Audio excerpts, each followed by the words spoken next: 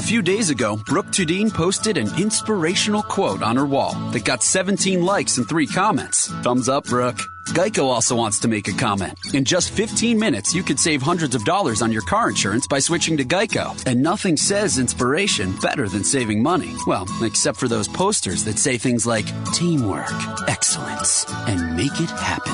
Hashtag keep climbing. Hashtag savings. Geico. 15 minutes could save you 15% or more on car insurance. Do you want to create a website for yourself, my friends? Why wouldn't you? Maybe you're starting a business.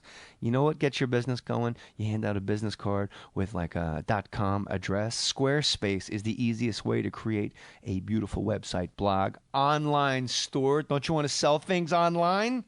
Don't you have brilliant ideas you want to share with the world? Through the information superhighway, then you have to use Squarespace. And you're like, I don't have to do anything. No, you do. That's where you're wrong and I'm right. You have to use Squarespace because I'm telling you to. And it's great. Squarespace.com.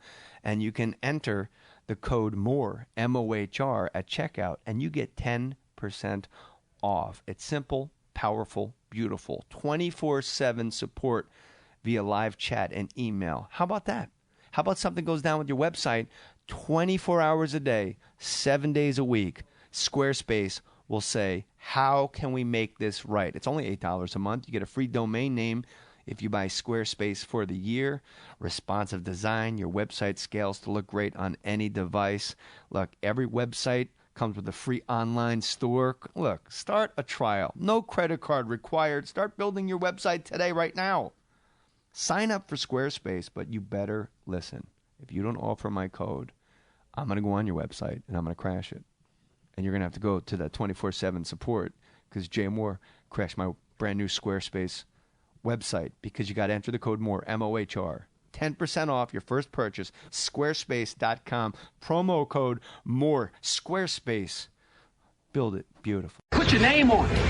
Just put your name on it. That's all I say. Be a man or a woman. Put your name on it. Well, I'd like to hear about it, potheads. How the fuck you gonna know how to be great if you don't study greatness? Look at the game tape. Donuts. If you wanna battle, it's either that you will or you won't. You know, you're not a bad-looking man, Mr. Gals. But you are, Blanche. You are in that chair.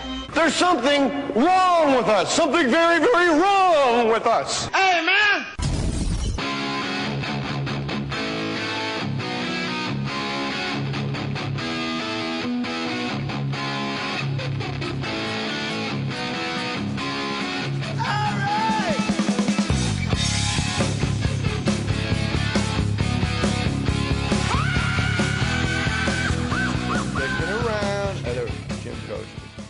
I leave for 1 minute. I come back. You guys are dicking around. Shall we? Are we recording right now? We're ready to go. More Stories podcast number 277. And that is exactly the weight of one Sarah Tiana. You're looking svelte. Down from 380? Down. Yeah, down. Well done. Yeah, just all candy. Do you have just an all candy diet? Yeah, to that's drop my the new weight? diet. Mm-hmm. Really? Yeah, I cut out carbs. No carbs, just candy. Just candy. And you get the sugar rush, which is good, which makes you run to get the... To get the next candy. There you go. At Sarah Tiana, no H in Sarah, and Tiana is No, there spelled is an H. There is one? Yeah. Sarah with an H. Tiana with a Tiana. Sarah Tiana with a T on Twitter, at JMohr37 on Twitter, JMohr Sports, Instagram, JMohr Sports, JMohr.com. Hey, go get T-shirts and wear them. This is what I like to tell people. Tell me. Buy my T-shirts that say like Mohrier or, put your name on it, More Stories Podcast, and then sit in the front row of other comedian shows. I see those people at my shows. Really? Yeah, I love it. Well, but they know you from the radio they show. know. Yeah, that they know. And I'm like, Go hey, into man. enemy territory. Hey, man. Hey, man. Hey, man, what you doing peeking in those people's windows? And before we get into the hilarity, the number one way you could support this podcast is by using the Amazon banner at jmohr.com. Don't go to Amazon.com. It's foolish. Right. What you do is you replace Amazon like in your toolbar. And I've explained this 50,000 times. And you know what? I might be exaggerating. No, I don't think so. 50,000. I listen to everything that you do. Well, last night must have been alarming. Sorry. Yeah. Is your dog okay? It wasn't a dog. It was me, and I just didn't know I was going to choke. My gag reflex isn't what it used to be, and I didn't know my wife had those kind of toys. We call them toys. They're actually called... equipment. Yeah. Farm equipment. She says, let me go get the business. Go to Amazon.com is foolish when you do that. What you want to do is you go to jmohr.com, my website, and click the Amazon banner and buy things, whatever you want to buy. That's the best way to support me in this podcast. And the money goes directly to my 3-year-old's college education fund. I can't touch it. I never see it. You get to put some... And when my kid's like at Alabama playing defensive end, Nick Saban will probably still be there. I'm happy as hell. You'll say, I put that little kid through college, and now he weighs 300 pounds, and he's 6'7". Like our good friend Matthew Pern, who went to the Amazon banner at jmohr.com, and he emailed me. Email me what you bought, people. I love reading these. Jay, hey, man. Hey, man. I just wanted, that's what he wrote, hey, man. I just wanted to drop you a line and tell you I clicked through your banner, and I bought a new lens for my camera. More Stories is my #1 podcast to listen to, and I'm looking forward to each new episode. Twice a week is awesome, he puts in parentheses. Keep up the good work. Matthew Pern, rhymes with burn. And then there's an attachment here, but I don't open attachments. It shows you, like... Yeah, but I'm not going to open... It probably shows you what the lens looks like, just so you know, like, how far he can be away when he takes pictures of you and your wife. Yeah, when we're out walking around Malibu. But I don't open attachments because it could be, I don't know. I always have like this fear. A virus, an STD. Yeah, just somebody sends me syphilis through the interwebs. Very possible. But, my man, Mr. Pern, thank you very much for using the Amazon banner. Now, Sarah Tiana, I have never seen your stand-up until this week when we finally agreed on a time and place. We've been circling like fighters, first 2 rounds, feeling each other out.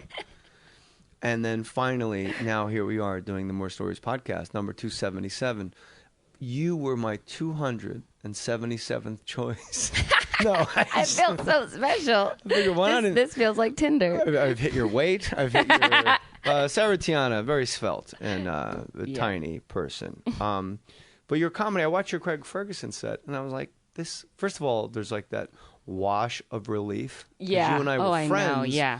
Before we did any like show business stuff at all. Yeah. So I always just liked you because you were nice and you were cool to hang out with. And then I watched your Craig Ferguson set, and first of all, to see you in pumps and a cocktail dress, I was like, whoa, what happened? I know. What happened to the jock that catches foul balls at MetLife Stadium? Yep. Which is a football field, which would be weird. That's not your natural habitating routine to wear like a black cocktail dress. No, not to do stand-up. And Christian Louboutin heels. I do dress up on Saturday nights if I'm in the main room at the Comedy Store because that's tradition, but that's like the only time I really dress up to do stand-up. I mean, I don't feel comfortable in heels running around on stage. I act everything out like Kevin Hart, so no, I don't. So... You're taller than Kevin Hart. I know. You're 1 inch taller than Kevin. He's 5'4", I think. Yeah, I'm half an inch. Yeah. Yeah. You're 5'5". Yeah. Ish, I'm guessing. Almost. Mm-hmm. But your set was perfect, and it was really like a relief as somebody that like you're my friend. But then you go, you hit play, and you're like, oh God, please. But it was like a perfect set. And it was all just stuff about you, which is my favorite kind of comedy. Like, don't go, I hate when comics are like, watch Turner and Hooch last night. Like, no, you didn't. No. You've been doing this bit for a year. A long time. Just say. Just watch Turner and Hooch. Ever see Turner and Hooch? And then, the suspension of disbelief, is fine. Yeah, no, I constantly am writing about myself. I mean, what else is there to talk about? Well, we're narcissists. Yeah. It's the best thing to write about because we're the most interesting people on earth, right? Right. Well, I remember when I started stand-up that I was like definitely writing jokes. I think you have to get good at writing jokes, and then you can start really writing about yourself and what you know. Like, but when I started stand-up, I didn't realize that like the way I grew up was different than anybody else. Like, I just assumed everybody had a daycare center in their high school, and that like excuse me? Yeah, we had a daycare in my high school. Did you grow up for the in kids, for the students? Like a nasty neighborhood? And no, just a small town where there was nothing to do except get pregnant. Calhoun, Georgia. You probably heard of it. We have a Nike outlet. That is really the calling card to Calhoun, Georgia. It's on the business card. That the mayor has to hand out to visitors as they pass through. Yeah. We didn't get a sit-down restaurant till I was 18. We got a sit-down You almost restaurant. slipped into your accent. Yeah, a little bit. Where is Calhoun, Georgia? It's like between Atlanta and Chattanooga, so it's like about halfway between up 75, near Dalton, the carpet capital of the world. Above Florida. Yeah, below the poverty line. Wow. Well played. Well played. Did you first do stand-up in Calhoun, Georgia? That seems like a impossible place. Yeah, not really. You know, growing up, I was always in plays, and people would be like, Sarah, you're such a great actress. You'd make a great dental hygienist. You know, like they just don't think of like, you know, being an entertainer. You know, you might move one town over and make a name for yourself marrying a wealthy man. Yeah, look what you could do. There's so much potential. Yeah, so it just wasn't like a thing. Like, people didn't leave the town. I mean, people didn't get on planes. Like, my family and I would go on vacation in the summer, and that was like... it was a witch's spell? Like, that's an unnatural man flying in the sky like a Greek god. Yeah. I'll take my John Deere tractor and go. It gets me where I need to go. Yeah, well, I'd ask my friends, like, you should go to New York. I ain't never left anything in New York I need to go get. That's what they'll say. And really? You're like, well, that makes perfect sense. Why leave? It is almost like a Buddhist cone. Like, yeah. I've never left anything in New York that I have to go get. Yeah. I've never heard of, and comics have heard of every suburb of everywhere. I know, yeah. Calhoun is really small. How far from Atlanta? It's like an hour north. You know what I noticed about Atlanta? Every time I go, it's fucking freezing, and the nickname is Hot Atlanta. And every time I go, I'm like, here we go, and then I'm just bundled up like an idiot. Well, are you just going in the winter?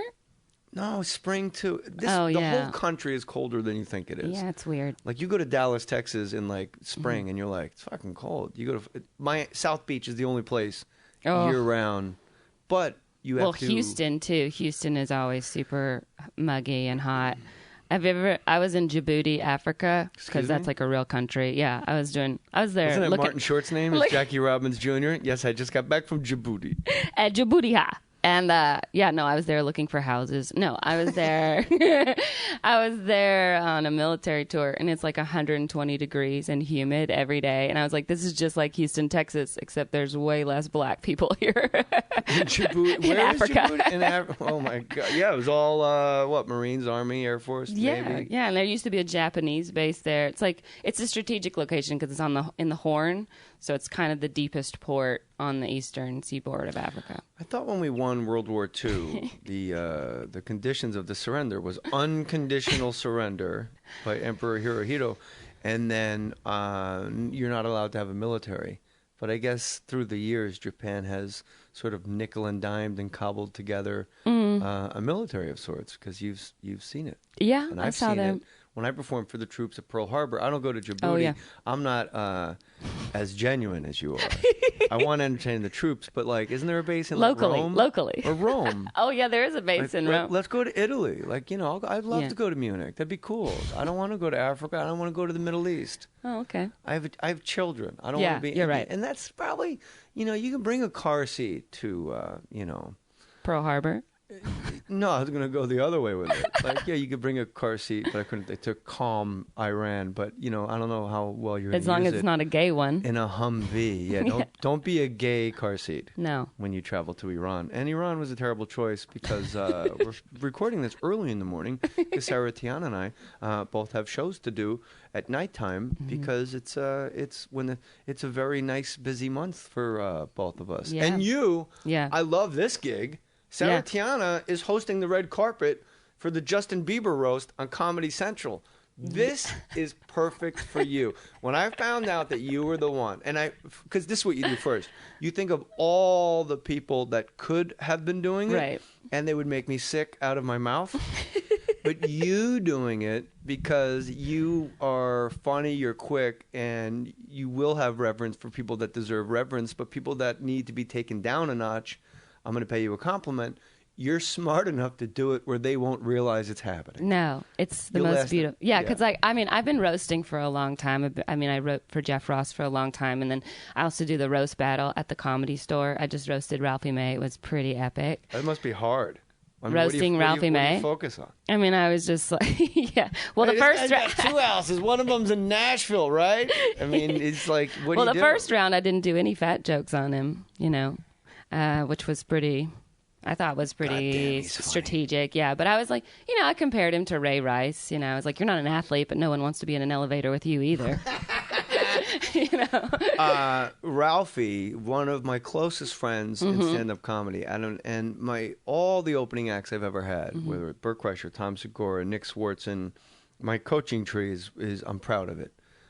Ralphie's the only guy that every once in a while, Ralphie May will call me out of the blue and go, "Hey JJ, it's Ralphie. Yeah.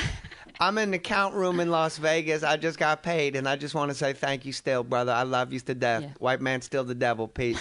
Like, he'll just call me out of nowhere just to go like, wow.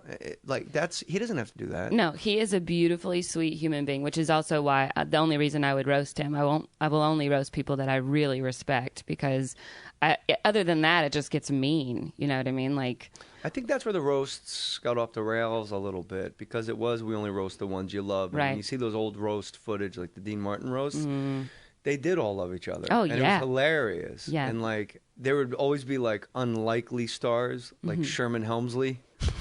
Yeah, oh, that's like right. Mr. Jefferson looked at Muhammad Ali, and I'll never forget it, because I love the roasts as much as you do. Yeah.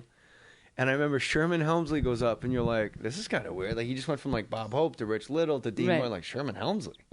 And he literally gets to the podium, and he looks to his left and goes, "So you're Muhammad Ali, huh?" Like, you'd never heard of him.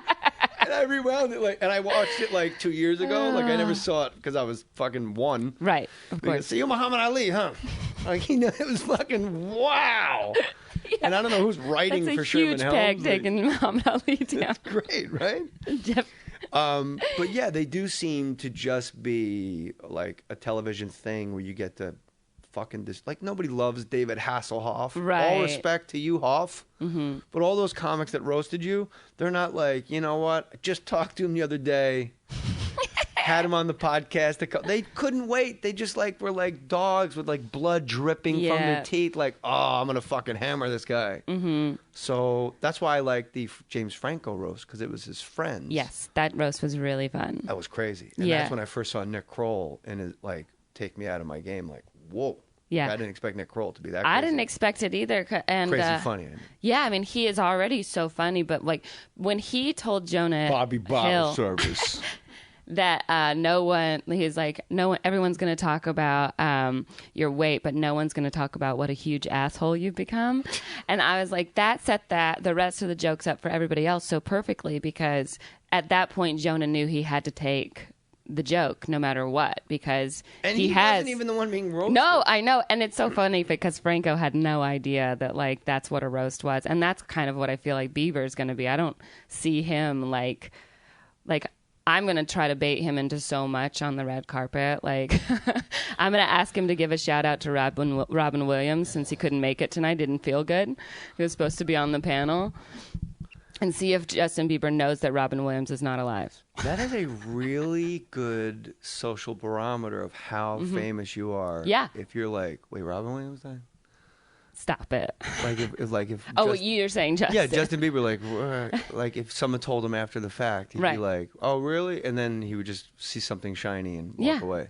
I think if it was a musician, he might know, but it being a comedian, and also we're on Comedy Central, the beloved place of comedians, so it'd be great if he doesn't know. Do you know who you beat out for that job, to be the red carpet hostess? I don't, actually. I mean, myself and Andrew Santino are both doing it, and Andrew was hired first, and he really wanted me to do it with him. So I think that kind of helped push me over. Well done, Andrew. And hello, Andrew Santino. Yeah, I know you're so funny. Yeah, yeah. So it's going to be great. How much time do you get? I'm sorry to interrupt you, sweetheart. How much time is your thing on the or is it going to be interstitials where they keep cutting back to you? It'll be back and forth. I'm going to be placed at the beginning of the carpet, kind of where people come out, and then Andrew will be at the end, near all the believers and stuff. I mean, the red carpet is 2 hours, but I think the show's probably half an hour. And then we're also going to have it on the app and stuff. How could the Justin Bieber roast be? No. The actual red carpet, when it airs, will be... Because we're taping it first, and then it'll be cut down to half an hour. Why do you think, and then I want to talk more about you doing stand-up comedy and where you started and all that, because it fascinates me. All comics fascinate me because I think comics are fascinating. Why would Justin Bieber agree to be roasted? He's been wanting it for a while, and Comedy Central was like, well, you haven't done enough. So that's why. Hasn't done enough. Well, never say never. Well, you know, but like not That's like enough for everybody. Been in trouble enough, you know what I mean? Or like had enough of a history to make fun of. It's hard to make fun of somebody if they're brand new, you know? So he kind of had to like marinate in disaster before. And, you know, it just finally worked out. Now, I know what people get paid to get roasted. So I'm wondering if Comedy Central had to go up and beyond to cover like Bieber's overhead, or maybe like that's got to be a contract writer that's fucking nutty. Yeah, I have no like idea. Jets, and I need like grapes in the green room, but they got to be arranged in a way where I can make them into little pyramids and make sure all my Lego men are set up. And I need a black girl and a white girl, a white boy and a black guy, and it, like he's probably rolling deep. He has to. He'll get attacked in the streets. Yeah, for he's better or for worse. Yeah, for he definitely has an entourage. But I don't know. I mean, he really wanted to be roasted, so I don't think that it was. It's probably, you know. I mean, this is. I've always said this though. I think that comics and musicians have so much in common, and all comics want to be rock stars, and all rock stars want to be comics, because you have that feeling of wanting to fill up that dead space. Whenever, like comics, between jokes, you wish you had a guitar or something in your hand to like take over between jokes, and rock stars between songs, which they could tell jokes, you know, to keep the audience. So it's a very similar feeling. And so I think that like now that he's become like this huge musician, of course he wants to make people laugh. Like, of course he wants to prove that he's funny too, because that is such a male thing, like wanting to be the funny one. And it is, as Bob Newhart once told me, headlining comedians is the second smallest club behind living American presidents. Yeah, absolutely. And he meant like headlining. You know, he wasn't talking like guys that are headlining wherever. He meant very specifically. And I was with Buddy Hackett and him. I'm like, am I in this club? Like, yeah, right. I know you're like, in my Rolodex. I'm like, all right. But you said something that fascinates me and has always fascinated me, is that the pauses, and there's a hole in comedians and musicians where you have to show everybody it's look at me, look at me, look at me, look at me, look at me, look at me. And that's the thing with comics, and that's the thing with, I guess, musicians. And you're right, like all musicians, like John Mayer's at the Laugh Factory. Oh, I know. All the time. Yeah, I know John very well.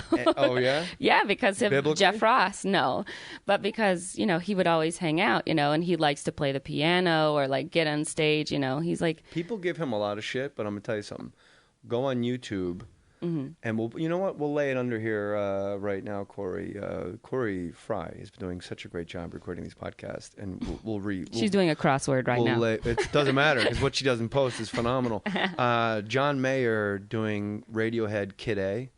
Oh yeah. Because my whole complaint about Radiohead, it's like it sounds like robots fucking. Like you guys have to stop with like. There's a guy that plays the Apple computer on stage, and when you listen to their first album, Pablo Honey, with Creep on it, like there's great rock and roll songs, and The Bends is a great rock and roll record, and then OK Computer was like this amazing breakthrough of like technology, and had like the weird computer fitter, happier, more productive, enjoying a good meal now and then, and then after that it just went into fucking robot music, and I'm like, please, Radiohead, come back into the garage.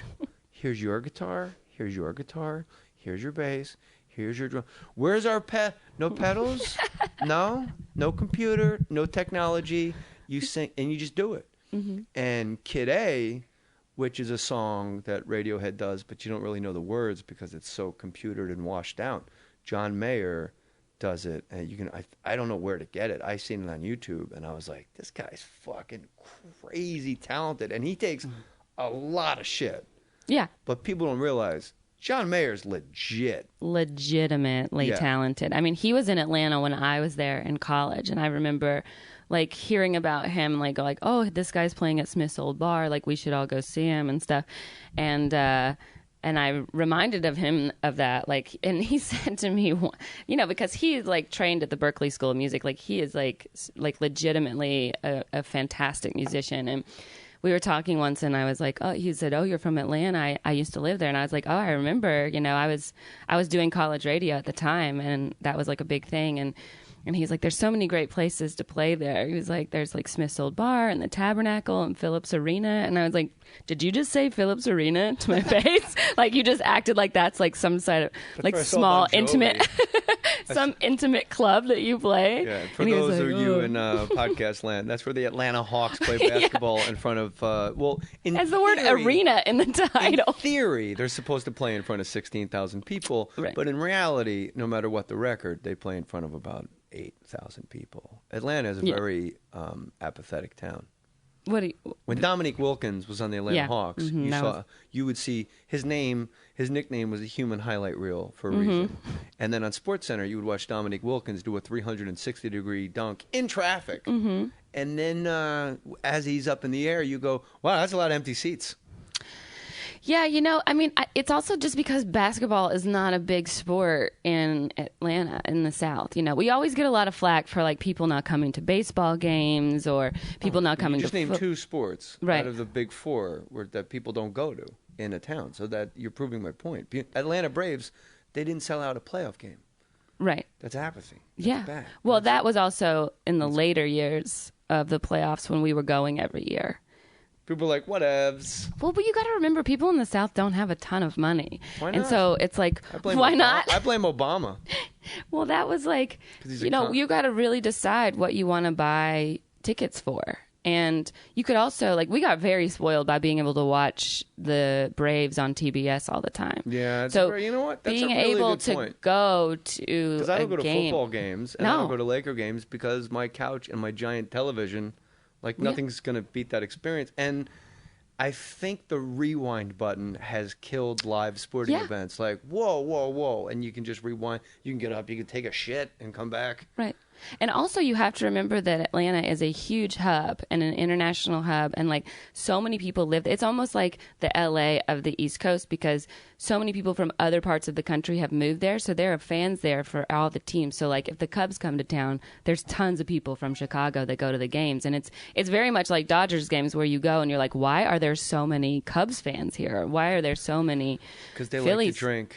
And they like to see their team when they come to town. And, like, that's kind of what Atlanta has in the last 10 years, I would say. Transplants. Yeah, so many transplants are coming to the games now. So locals don't want to go. And also you get, like, it was as a fan, it was so disappointing to see them go to the playoffs every year and then lose. It was, like, so heart-wrenching. I would rather them not go. Got that one, 95? Yeah. That one ring.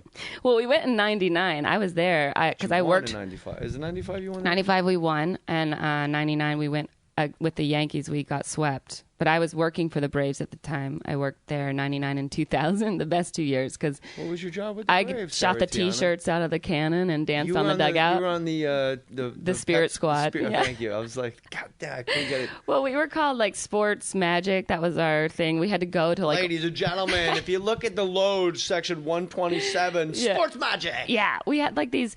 We had to... But the Spirit Squad now is, like, cute girls in, like, shorts. But we had these, like, onesie outfits. And we had to, like... Wait a minute. Yeah, we had to go like train. A baby? Yeah, like these zip-up shorts and long-sleeve things. And onesies was like a picture of a seahorse and a turtle on it? Like onesie like a baby? No. It was like red and white and blue, the colors of the Braves. And they zipped all the way up. Like, they zipped up from, like, the crotch to the neck. And they were shorts and, like, you know, it was just like but they had all these pockets because we had to make balloon animals. We had to, like, have T-shirts on us all the time. Hold on. I know. This deserves its own... really podcast. Like you said onesie and I'm picturing a baby in a onesie, so it's not that. It seems more like a bodysuit from the knees up. Yeah, but it's not tight fitting. It was, like, kind of loose. And then we had, like, fanny packs that were our belt. What did you It was have? not Holy attractive. Smokes. You guys are like German tourists on Rodeo Drive. Yeah. Fanny packs, zippers. And we were carrying around these backpacks that had basketball hoops on them because you'd go into the stand and you'd throw a ball and then you'd try to catch it. Like, people would play. That was the game that they played, like, during, you know, between innings. Were you ever amazed at how, and I'm guilty of this, how batshit people go when that T-shirt cannon goes in one direction. I am fully guilty of like, like I make a nice living, I got a nice beautiful house, and then you know what? Plenty of shirts. Tons of shirts. Way too many. My wife once went into my closet and took every radio station T-shirt and said, "Do you need these?" Yeah. And I go, No. And she goes, "Don't you think maybe we should bring them to the Goodwill?" And I go, "Yeah, but that's from, all the radio stations I did." A gift. And she just said very nicely again, like, "But like, I mean, do you need them?" And I said, "No." But her thing was more like making space for like suits and like you could put shoes, like how a good woman will come into your life and go, "Do you realize that shoes go in the closet every day by the stairs?" Like they're not all over the house and not on the couch. They have a home. And you don't put dishes in the sink. You actually put them in the dishwasher. Whoa. 'Cause that's how human beings, grown-ups act. Yeah, that's why men need women. There's a lot of LA homeless walking around with like KRNO, wise guys in the morning, hey, T-shirts. And that's because of Nicole Avery Cox Mohr. So you were on the Spirit Squad. I was on the Spirit Squad, and so I got to go to the World Series in '99, and then in 2000 we had the All-Star Game in Atlanta, and that's also where they inducted the All Millennium team. So I got to meet like Hank Aaron and Ted Williams, and Mark McGwire was inducted. Like it was amazing. And Pete Rose, they made the special thing for Pete Rose. That's right. Inducted. Yeah, I did not meet him. Yeah, so. Pete Rose has the exact same hair. I don't trust him because he has the same hair as Peppermint Patty from Charlie Brown. And I don't trust a man that has Peppermint Patty this hair. is like a weird story. You should walk around with Marcy.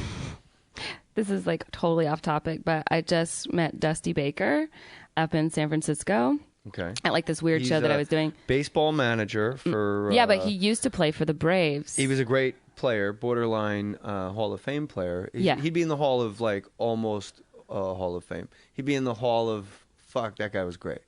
Yeah, and he was a manager of the Giants when they lost to the Angels in the World Series. And the knock on Dusty Baker was he always wore wristbands to manage a baseball game, and always had a toothpick in his mouth. And it was like, "Dusty, you're not playing." Right? No, you don't need wristbands to go put in the lefty.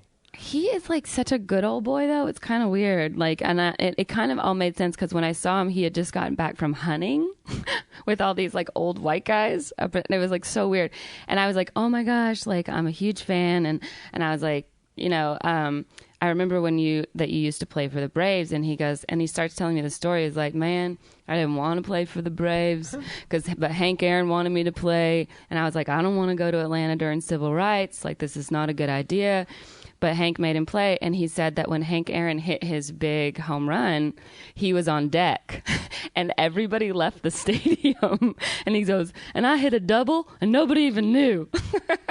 Can you imagine? What if talk about the best seat in the house? I know. For 718, 719. And then you have to go up to a bat after that. I mean, that's like after pressure's off. I know. In all fairness. It is probably the easiest at-bat of your life. But I thought about it as a comic. I was like, oh, my God. You imagine, like, somebody crushes and then the whole crowd leaves because they're just so... Like, it's like if Chappelle came back from Africa, I was there. With Tenacious D. Yeah. Tenacious D and Chappelle, and, like, worked them in somehow. And they're like, all right, Sarah Tiana. Yeah. And everyone's like, we're done. We're fine. So you didn't do comedy. Oh, by the way, that All Millennium, something like that. The Millennium Falcon team. Yeah. Ted Williams, I remember, was in the golf cart because he was very old before he died, and his son convinced him to freeze his head on his deathbed. Oh, that's right. His head is frozen in a lab someplace. That's right. And it's like a Hollywood actress. And it's very well played. What's weird is like he's got his Ted Williams' last will and testament with like 3 lawyer stamps and notaries, and then like somebody, I think it was his son. So I don't want to get sued, so I'm not sure who it is. Whoever the fuck it was, like on his deathbed on like a cocktail napkin. "I wish to be frozen. Sign here." And like that fucking won in court. Like a red ink. That is some fucking horseshit judgment. That's amazing. Red ink. He signed it in Jell-O. Yeah. Tapioca pudding, burning all. Freeze it. I remember, I'll never forget that team for one reason only. And then we're going right back to you doing comedy. And that is... Ted Williams, when he was 19 years old, a reporter asked him, the Splendid Splinter, They said, "What's your goal in baseball?" And Ted Williams said, "When I'm done, I want people to say, there goes the greatest hitter that ever lived." Wow. Let me say that without stumbling. Ted Williams told a reporter, "When I'm done, I want people to say, there goes the greatest hitter that ever lived." And that all Millennium team, they introduce everybody, and they say, "Ladies and gentlemen, please welcome the greatest hitter that ever lived, Ted Williams." And I cried. I cried. And I thought, what human being calls their shot? Like, Ali did it. Ted Williams, like, who? Like, that's crazy. It's crazy And that he it was the worked greatest out hitter and that that he ever got to lived. hear it. You know what I mean? And like, it's just I beautiful don't know if and you knew things what like town that. he was in, but No. it was towards the end. Poor Ted. Poor Teddy. Sarah Tiana is going to tell you how she got started in comedy and the time that she had sex with Frank Stallone. But listen to this first. Jay Mohr here, and I got to tell you, I use Tricom. I really do. I don't sponsor things that I don't use. Tricom really helps my dry, cracked hands. I get white lines in my hands. It's gross. It's itchy. With the cold weather here for the colder months, dry, itchy winter skin. Tricom has been a godsend. I don't use the old anti-itch products that I used to use that I won't mention by name because this is all about the Tricom. But did you know that? Tricom is 5 times more. Did you hear what I just said? 5 times more effective at reducing itch than 1% hydrocortisone, which is what you're putting on your hands if you're not using Tricom. Don't be putting hydrocortisone on your hand. That's a topical steroid. You're all juiced out. You are going to get banned from baseball because of what you're rubbing on your hands, man. Tricom. I got 5 bug bites in my backyard the other day. Apparently, mosquitoes find me quite delicious. And I was covered on my arms, 5. I counted them, and I was itching like a loon. Usually, I scratch them until they bleed because I would rather have a scab than have the itch. You know what I did instead? I remembered I had Tricom upstairs in my baby's room. Oh, yeah, I use it on my baby as well. It's true. I put Tricom on the bug bites. Within seconds, no more itching. And Tricom has a guaranteed itch relief that's 5 times more effective than hydrocortisone with none of the side effects of steroids. Find the white and blue box in the anti-itch aisle at Walmart, Walgreens, and CVS Pharmacy. And you know what's cool? It's a gel. It's like a cool gel. It's not like a cream. It gets all over the place. It's a cool, smooth gel. Tricom. When shopping for car insurance, consider this. Geico has been saving people money on car insurance for over 75 years. So if you're serious about savings, it's simple. Go to geico.com. After 75 years, they know how to save you money. Let me tell you something, friends. It's your boy, Jay Mohr, and I shave every day. Did you know that? Do you care? You should, because I use Cremo. And you know what? I use Cremo because it is the best thing to shave with. And I put my name on it. You know, I don't promote anything I don't believe in. A lot of times shaving irritates your skin. Gives you what? Razor burn, makes your face hurt. You got to put tissue on your chin. Walk into work, you forget it's there, and people are like, "Hey, what's on your face?" "Oh, I don't know how to shave. I'm a child." Well, not with Cremo. You can upgrade your razors, upgrade them all you want, but it's just going to cost you more money and make you feel ripped off. What you really need to do all these years was upgrade your shave cream. Shaving gels and foams are mostly air. Air is not a lubricant. I don't know if you've ever tried to lubricate something with air. It doesn't really work out too well. Cremo is an impossibly slick, foam-free shave cream. It comes in a tube, not a can, a tube. Almost any razor is going to glide effortlessly and comfortably over your sensitive skin. It does over mine. Cremo, virtually no bumps, burn, or irritation. Go buy Cremo at Walmart, Target, Walgreens, CVS Pharmacy. Red cap, white tube, Cremo. All right, so you didn't have sex with Frank Stallone? No. I don't even know why that's in my notes, and I apologize. A little Jiminy Glick of me. Why did you have sex with Frank Stallone? I don't even know who Frank Stallone is. Sylvester Stallone's brother. Wow. Who was the bartender in the movie Barfly, right, and has a moderately successful singing career overseas. Okay.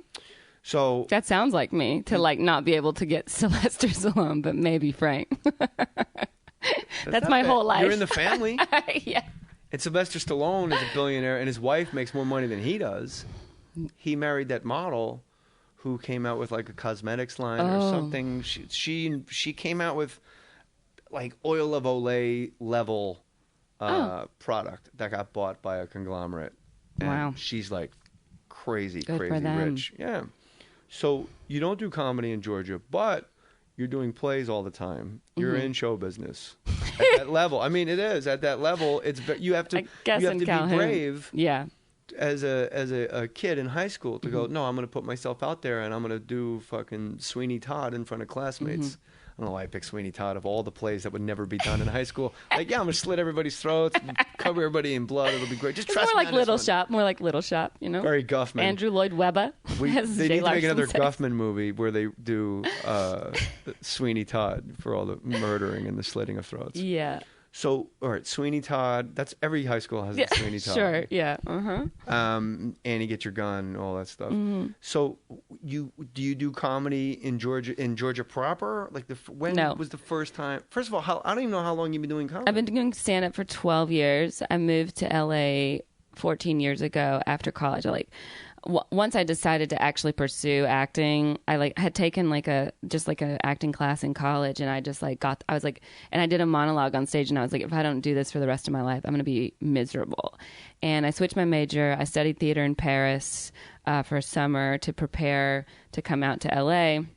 And then, why would you go to Paris to prepare for acting? Well, it was just like an option, and I always wanted to study abroad, and that was what was available. Okay, that's the right move. And so well done. Yeah, and Paris. So then I moved to LA. I couldn't catch a cold. I was miserable, and I was DJing weddings and bar mitzvahs. You were a wedding DJ? Yeah. So was Patton Oswalt. Oh, really? Yeah. I don't know. I didn't know that, and I just didn't.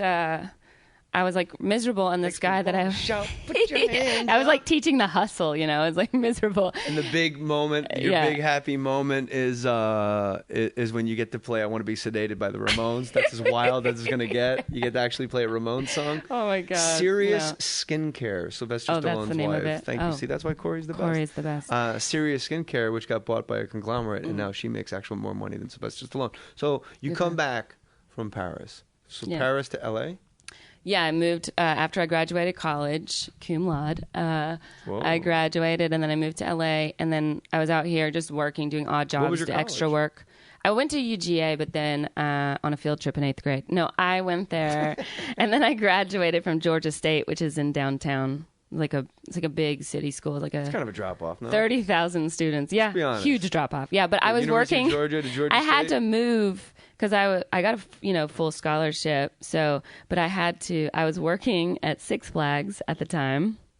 I know, and all your jobs are so fun. Yeah, they're all Every fun. job you have. Every job I've ever had is super fun. Clapping and yay! Yay! I was in the kids shows at Six Flags. I was a performer in the kids shows, and very cheesy. Atlanta? Six Flags Over Georgia, which is in Douglasville, which is I used to go to this coffee shop and study where Zac Brown performed every night. It was so ridiculous. Anyways. What show did you do at Six Flags? The first show I did was called the Bugs Bunny World Games. And I was the host. I had a little referee shirt. And I was like, you don't want to eat Daffy. He's too tough. I was very cheesy. And I had a lot of dancing and singing to do. It's embarrassing. So anyways. Well, I wouldn't be embarrassed by that at all. I know, but that's where you came from. Yeah, that's how it all started. And you're hosting a Comedy Central Justin Bieber roast. I know. Obviously, those were the railroad ties that put your train where it parked. It was a great job for college because it paid salary. So I only worked on the weekends, and then I got paid 40 hours. Yeah, paid in full. Mm-hmm. And then in the summer, we'd work 6 days a week. So when you were out of school, you worked, so much. But it was great. I worked there for 3 years in 3 different kids shows. One was called What's Up Rock, and I played the Tasmanian Devil, who was the drummer. And we had to use broomsticks as the drum handles. The full Tasmanian Devil costume. Oh, yeah. That must have gotten hot. It was very hot. I lost 20 pounds that summer, which was great after you gained 20 your freshman year in college. You're still looking for that costume? Yeah, still need it. I'd love to work out in it. And then the last year was this Dexter's Laboratory thing. It was really fun. And that was before Six Flags got bought out by Premier Parks when Warner Brothers still owned it. So it was really fun. And then after that, I started working for the Braves. And then, but that's why I had to leave UGA, because I was leaving there at like 2 p.m. on Friday. However you want to spend it. But I just didn't have a social life there. It was no fun. I still to this day have never been to a Georgia football game. Why? And they're my favorite team. Why? I never had time, and then I literally moved away right after college and haven't been back. I like that the Georgia Bulldog mascot is an actual living bulldog, and his name is Ugga. And they've never changed the name, so like they'll be like, "Oh, this is Ugga 9, Ugga 7, yeah." Ugga 7, is that what they're up to now? I think it's like 7. Oh, We're probably up to 9. His great granddaddy was quite the stud. Yes, it was like sit on a block of ice. Like that's how unhealthy those breeds of dogs are, because they've been so like interbred for years. Well, I'd rather be the guy in charge of the bulldog. Like, yeah. Colorado, you got to run out with a goddamn buffalo on a leash, and I'm always, or like Texas, they run out with a fucking steer with giant horns. It's like a guy, like an RA from like the frat, just goes yeah, and I'm like, doesn't this animal know he could just take out 19? He could change the college football rankings. If he just gets loose and heads towards the bench and takes out the offensive line. Yeah. So the first place you did comedy was L.A.? Yeah, so I started stand-up on a dare. I was like DJing. The guy that I was DJing... Truth or dare? Yeah. Truth or dare? Dare. I dare you to do stand-up comedy. Got it. And yeah, sure, okay. I wouldn't do it. My friend Poetry, who I was DJing with, was like, "You're so funny." Sorry, you have a friend named Poetry? Yeah, his name. He did Def Poetry Jam, Russell Simmons' Def Poetry Jam. He's like on the first tour. A brother named Poetry? Brother named Poetry. Yeah, his real name's Devin. He's a fantastic poet, very funny. His mama named Devin. I'm gonna call him Devin too. Yeah. Well, we would always work together, and he was like, "Sarah, you are so funny," and I'd never heard that. I'd always heard that I wasn't funny, and I realized like that I was like really sarcastic growing up. And then people in the South can't take it. They'd be like, "That ain't Sarah. That's not funny," even though they were laughing. So then I realized, like, that maybe I was funny, and I was like just at home one night watching the news, and I wrote a joke based on like this news story that I saw here in LA, which was a guy that shot himself in the head with a nail gun, and he didn't feel it, and he worked the whole day. And my joke was basically like, I wouldn't be able to feel 3.5 inches if I got nailed, so what's the big deal?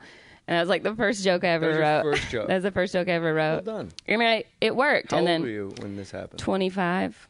And that's a late start. Late start, yeah. Well, so this is all really good. Mm-hmm. Like Dean Del Rey started at like fucking 48 years old. I don't know, he's like 70 now. He lies about it.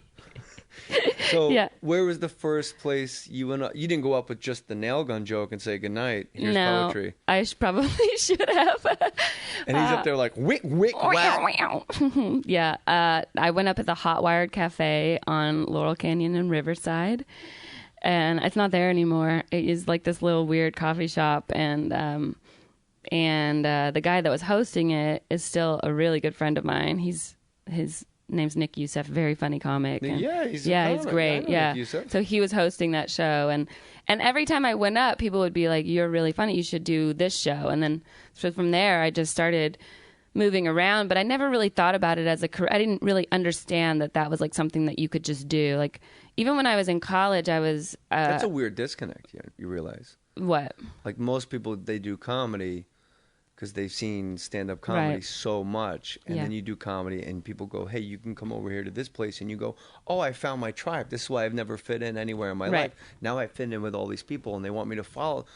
Oh, this is my career." Like usually that's like the first time, like maybe I can make a career out of this. But for you, like I don't know what you were thinking was happening in these intermediate times on stage. Like was it just like a goof? Like wait, when I was doing stand-up? How were you not bitten by like the showbiz bug? I was bitten. I'm gonna do this forever. Well, I was bitten because I liked it a lot, but I didn't, because I had grown up in theater, so it was like being on stage was like so easy. I was like, I was not nervous ever. I was more excited to tell a joke, and I would tell my jokes way too fast when I first started. But I didn't realize that it was like something that just anybody could do. Like, I mean, I saw everybody, but I was so like, I thought Roseanne started stand-up after her TV show. Like, I didn't realize the progress that it took, and I didn't grow up watching comedy, and I had interviewed Mitch Hedberg when I was in college, and that was the first person who ever gave me tickets to a comedy show. It's the only comedy show I'd ever seen when I went to do stand-up. I know. From there, I know. You can't top that. You can't. So I was just like, of course, I can't do that. Why would I ever think that that's something that I could do? Yeah, you know, if your first show is Mitch Hedberg and comedy is an aspiration, that probably would dampen the. Yeah. That will tamp out. So that it wasn't an aspiration, and until like I was getting ready to move back to Georgia. I was quitting and like giving up on LA. It'd been almost 3 years that I'd been out here, and I was doing stand up every once in a while, but not regularly. And I packed my bags, and I was tired, so I went to go see a movie here at the Sherman Oaks Galleria. Most people sleep when they're tired. I know, but I just like needed to zone out, and I went to go see a movie, and it wasn't playing, but Jerry Seinfeld's movie Comedian was playing. And I was like, oh, I've been doing stand-up some. Like, I'll go watch that. And I love Jerry Seinfeld. I loved his show. And everybody in the movie theater is laughing, and I am crying. And I was like, okay, I have to do this forever. Like, this is what I'm supposed to be doing. Like, this is how it works. Crying like a revelation. Yeah. Okay. So I went home, and I unpacked my bags, and I called my mom, and I said, I'm staying. And I started stand-up. Tasmanian devil suit. Yeah. And your onesie with zippers and balloon animals and nets. And you said, I'm staying. There's a new girl in town. I started the very next day, full-time. And I remember because it was Nick Youssef's 21st birthday. That's very difficult, what you just said. You kind of said it just as a matter of fact. But you said, I started the very next day full-time. That's damn near impossible. There's comics that have been doing comedy 10 years that wish they were still doing it full-time. How do you just leap in full-time? Well, what I mean is, like, I just was I made myself perform every day. Like at open mics. That's exactly what I'm talking about. Like, yeah, open mics, wherever they would let me perform. Incredible hustle. Yeah. And knowing that most of those open mics are so horribly put together, like you're at a Marie Callender's in Santa Clarita. Whatever like, it nobody's took. listening. They're at a salad bar. Yeah. But you didn't care. No, I didn't care. To this day, I will perform anywhere people let me, as long as I don't lose money. I'll drive to San Diego to do a gig for $80. Like, I don't care. Like, I just love being on stage. The part that I hate the most is waiting to go up. If I could change that aspect of comedy, that's the only part I don't like. But like, even from then, like at the moment I started, it was just like boom, boom, boom. Like I would go, at the time I was working at the Four Seasons, and I was like waiting tables at the pool. In L.A.? In L.A., yeah. Oh, man. It's a great gig. Good for Looky Loos. Yeah, it was so much fun. I had so many stories. Like, Suge Knight was, like, my regular customer. And I remember, like, running into him in Westwood, like, and I was like, hey, Mr. Knight, how are you? And he had no idea who I was because I wasn't in uniform. And all of these thugs were like, what the? You weren't dressed I was like, as Taz. I'll see you later. And I just, like, walked away. You should have done your Don't Eat Daffy, He's Tough voice. He's too tough. Yeah, so I would go to work at 7 in the morning, and I would hustle and like set up the restaurant really fast because I was always there by myself. And then I would open up the USA Today, and on the second page is like a blurb of like every state, like 2 sentences about the news in every state. And I would write a joke about as much of that as I could before the restaurant opened. That's hustle. Yeah. I don't have that kind of... Well, that's just when I first started. I don't do that still. No, I never did. That's yeah. what I'm saying. I'm applauding you and your work ethic. Well, I knew that I needed to just get better. What I realized was that, like, I was really good at writing jokes, like set up, punch. And I had to be good at that before I could be good at anything else, you know, at the time. And I see that in comics now. It's like, you know, like lots of people are... This phone is never wrong. 3.5 years. That's probably them saying you got to go down to your show. Jeannie Buss. 15 it's minutes. probably Jeannie Buss we have that plenty was. of time. Jeannie Buss won't stop calling me. I know. Well, I see that in comics now. I'm like, oh, you're a great joke writer, but you're not a comic yet. Like, you have to move from jokes to stories. You can't just leap into that because a story is made up of 10, 20 jokes, you know what I mean? Depending on how long your stories are. So I loved that aspect. I loved writing. And I loved the aspect of like waiting, knowing that the punchline was going to be good. Like, that's when you know that you're starting to get good as a comic, when you appreciate the quiet. Like, when you're not afraid of it, when you're just like, you guys have, I know, I got you. As opposed to being like, oh, I better hurry up and tell this because I don't like the silence. It takes a long time. It takes a really long time. Settle in that quiet and realize they don't know when I'm going to let them off the hook. And they're not even sure if they're going to get let off the hook. Yeah, and I mean, I was always really I mean, had so many friends that like lapped me in comedy and stuff like that, but I was always really patient. Like I was just like, I'm not great yet. Like I'm still not great, but I'm not good enough to be like, I have to work harder. And it was never like a woman thing or anything. I think being a woman in comedy is a huge advantage, especially like when it's a huge advantage. I'm in a very small group, and I don't look at it as like, oh, it's so hard to be. It's like, no, it's not. If you're good and you put in the work, you are at a huge advantage. When we did Last Comic Standing and we had to pick our 10 people to go into the house, I had my list, the other producers had their list, the judges had their list, and I had 8 guys and I had 2 women. And there was like, I don't know, 20 people, 18 people, 20 probably, or 25. It was a lot. And I handed in my list to the people at NBC, and they handed it back to me and said, no, you got to do it again. We need 3 women. And I said, well, it's supposed to be the 10 best people. Yeah. And they go, but you can't have only 20% female demographic. Wow. Like, we're not auditioning viewers. Yeah. We're auditioning the 10 funniest people. So I had to take somebody off the list. Tragic. And put in a woman that wasn't necessarily as funny. But I hate that. People do want female comics to be funny. And I will say this. You want them to be, but they're not always. Like, people go like, oh, I never find women funny, but you are. And I go, yeah, well, I don't find a lot of women funny either. I don't find a lot of comics funny. Statistically, there are way more. Statistically, there are way more unfunny men out there, but that's because there are more men doing comedy. I know I'm always going to be the only woman on the show. If I have a bad show, people go, yeah, women aren't funny. And I have to live with that. Is that extra pressure pre-show? Not really, because I just have to go out there and have fun. And it's not always going to work. It's not every show is going to be great. Why not? I mean, because because the audience decides where I go, and I'm not always on my best at reading the audience. That's what I have to get better at. Like last night I was at the Laugh Factory, and it took me so long to figure out what they wanted to hear. I can't just bury my head and like do my bits. You know what I mean? Like, I know where I'm going to start and I know where I'm going to end, but the audience has to decide where I go in between. That's, it's interesting to hear that, because I was the guy that I was the bulldozer, like, no, we're going this way. And I think through sheer tyranny of will, as Norm Macdonald once said, sheer tyranny of will, That's so admirable. Like, I wish I could do that, but I always had like confidence that like put other comics off. Like I was unliked because I was so confident and cocky, and people perceived that as you being just kind of a dick. I found out far too late to reclaim any goodwill of people that I fucking burned on my way through show business. But that's interesting. Like but the audience does make the show, and I do tell audience members after a show, like at a meet and greet, I'll be like, hey, if you guys stink, the show stinks. Yeah. Like, you guys were amazing. Yeah. The audience is everything, and that was always the hardest part about doing stand-up, and I think that's why it's hard for me to like the waiting to go up, because so often I would see comics yell at the crowd and tell them how shitty they were, and I'm like, but they're sitting here. They haven't left. Like, it's not their fault. Like, what's amazing, you just have to be better. It takes 20 years to get that out of yours. It took me 20 years to go, like, what's wrong with you guys? Right. And then when you finally vet it from your system, the crowds, I've had like 4 times where I've been like, wow, this is too bizarre for words. Like, this is awful. And then when I said goodnight, I got a standing ovation.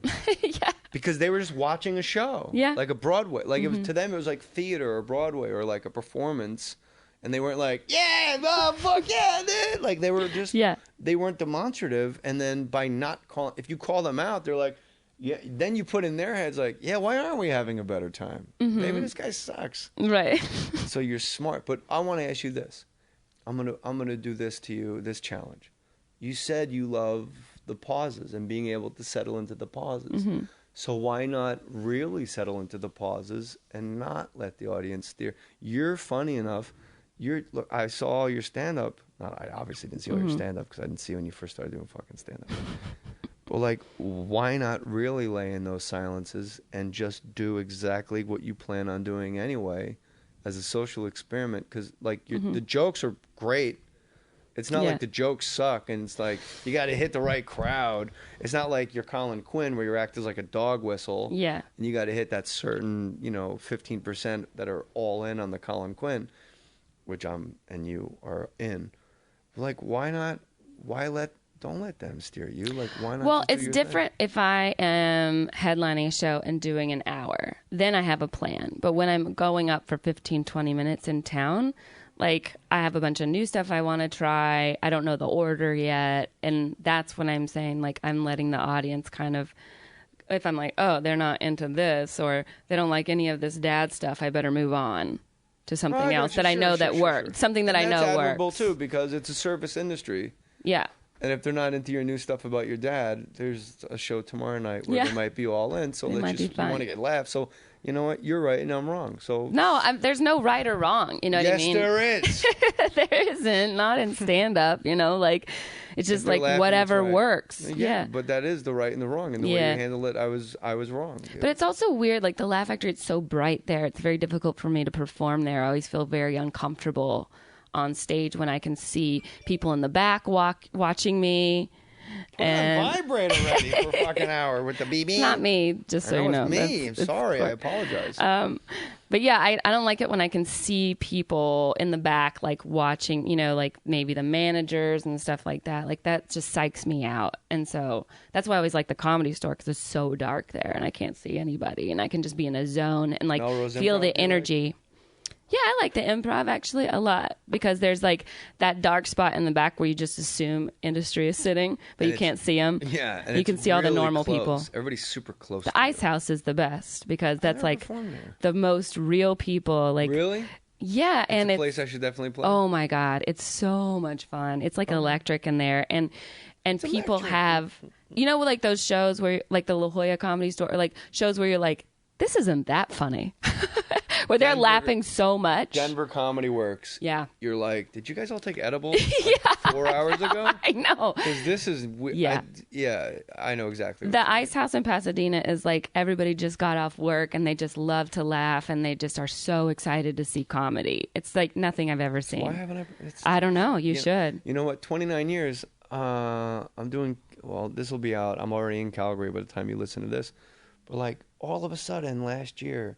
San Diego, Cincinnati, San Antonio, Portland. Like, I never performed in these towns before. Oh, nice. Like, how, it's just too bizarre for words. Why didn't you? I have no, and San Diego's right there. San Diego's a great town. It was fantastic. Oh, it's such a fun club. Yeah. And, if anybody wants to see me do stand-up, it's at jmohr.com. I'm not going to pick out specifics because... it's all about Sarah Tiana, but I am coming back to Portland, and of course, South I love Point to perform in Portland. Hotel and Casino in Las Vegas, South Point. jmohr.com, all my dates are there, my whole calendar, and you could get lost. There's so much content. Right now, you can go to jmohr.com, stop this, hit pause after I'm done speaking, go to jmohr.com, hit play, because the podcast is there as well. Oh, nice. And then you can see, like, you know what you do? You play Pink Floyd, Dark Side of the Moon. At the same time as the Sarah Tiana podcast. Smoke a joint.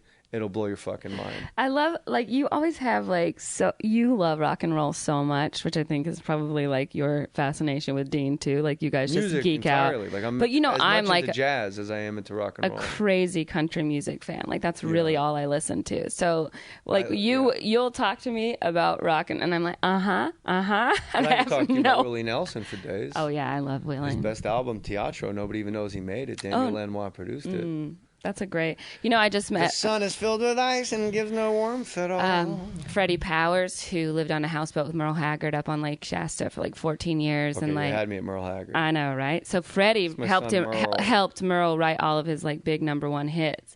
And Freddie has Parkinson's now and he can't really walk, but he smokes tons of weed and he can still sing. And I met him, my friend John Rich is a country singer, and I met him at John's house. Big and Rich? Yeah.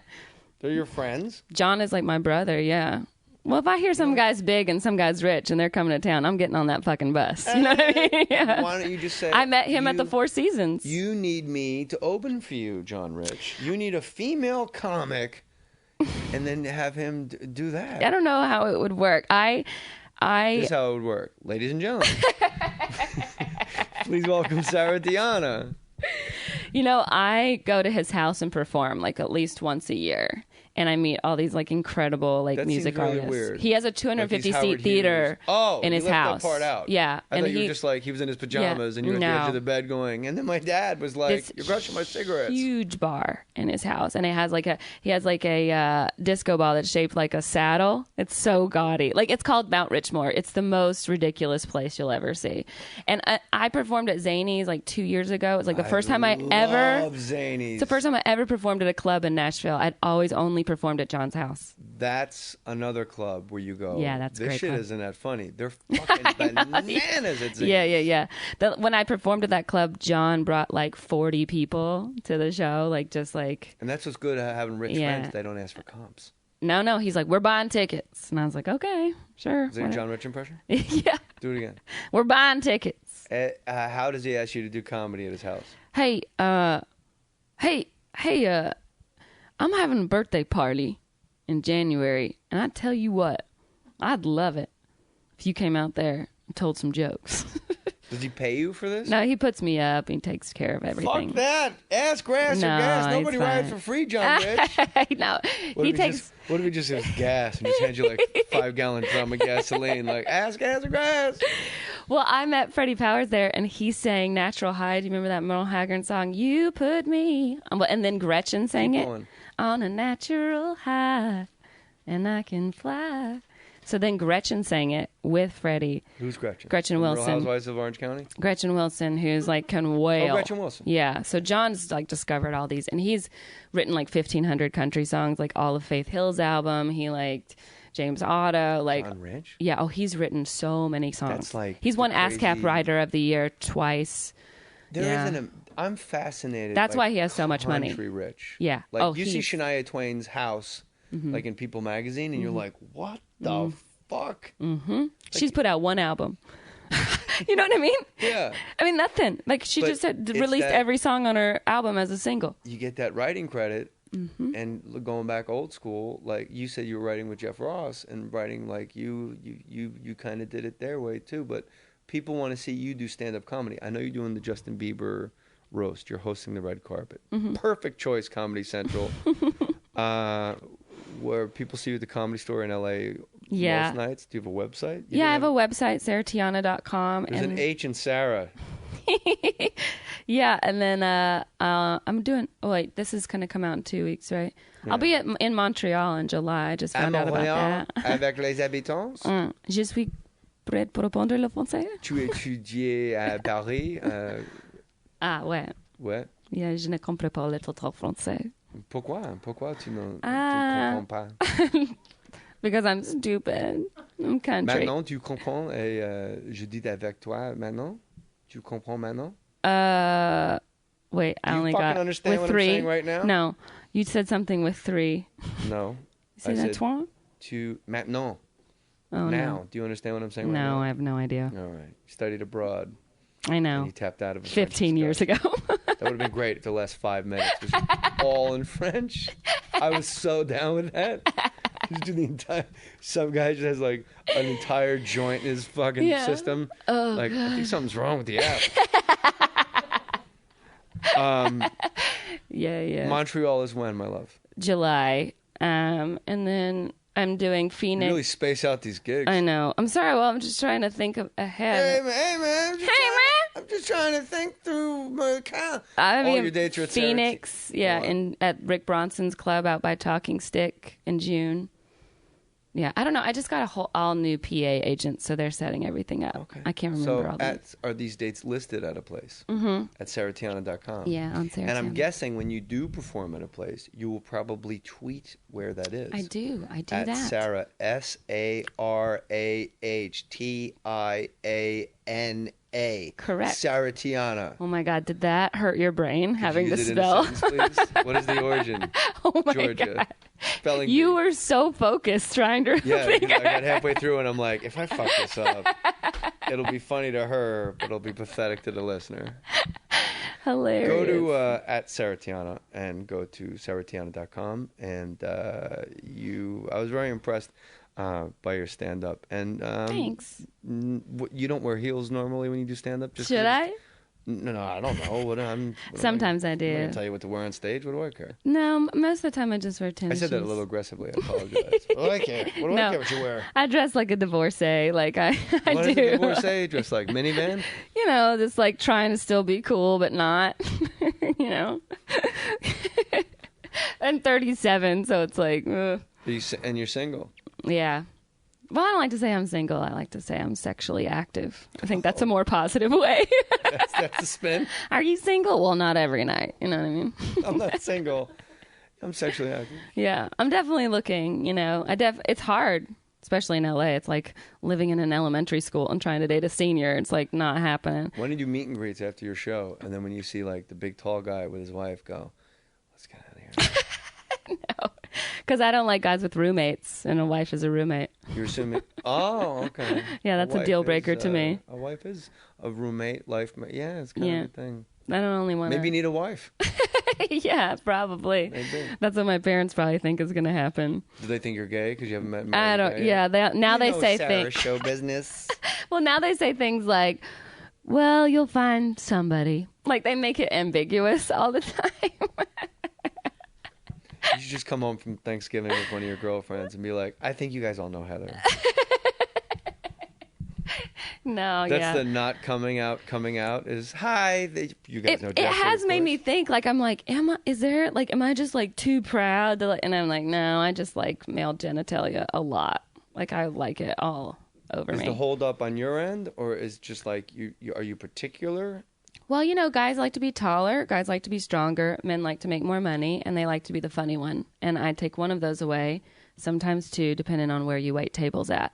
So, like, I mean, it's very difficult. Like, and, you know, and what sucks for me is, like, I don't like that alpha role at home. Like, I'm a whore in the kitchen. I'm a lady in the bedroom. Like, I love cooking for my man. I love making your lunch. I thought it was supposed to be the other way around. No, I'm a whore in the kitchen. Aren't you supposed to be a lady in the kitchen and be a whore in the bedroom is the expression? That's right? the expression, but I'm the opposite.